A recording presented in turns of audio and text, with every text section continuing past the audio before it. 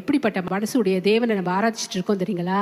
இன்றைக்கு நம்ம கிறிஸ்து மூலமாய் ஆசீர்வதிக்கப்படுகிறோம் என்றால் அவருடைய கீழ்ப்படுதலின் நிமித்தமே. ஆமென், ஹல்லேலூயா. சோ நோ மோர் சாபம் உங்களுக்கு. சோ தேவனுடைய ஆசீர்வாதங்களிலிருந்து நம்ம தப்பித்து கொள்ளவே முடியாது. நல்லா இருக்குல்ல கேட்க?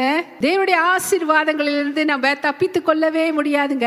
we cannot escape God's blessings. அது நம்மளை பின்தொடர்ந்து கொண்டே தான் இருக்கிறோம். அது நம்மளை ஓவர்டேக் பண்ணுமா? சோ இந்த வசனம் என்ன தெரியுங்களா சொல்லுது? இப்பொழுது சொல்லப்படும் ஆசீர்வாதங்கள் எல்லாம் உன்மேல் வந்து உனக்கு பலிக்கும்.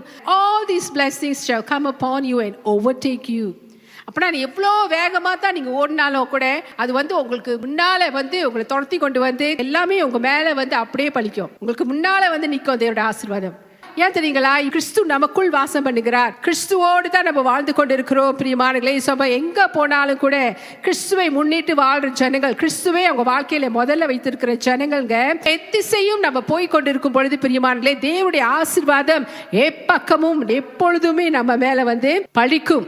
ஹல்லேலூயா. அதனால தாங்க நன்மையும் கிருபையும் உன்னை தொடரும்.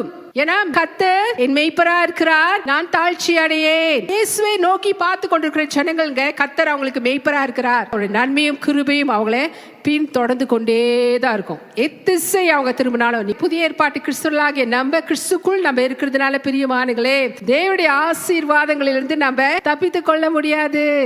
ஆமென்.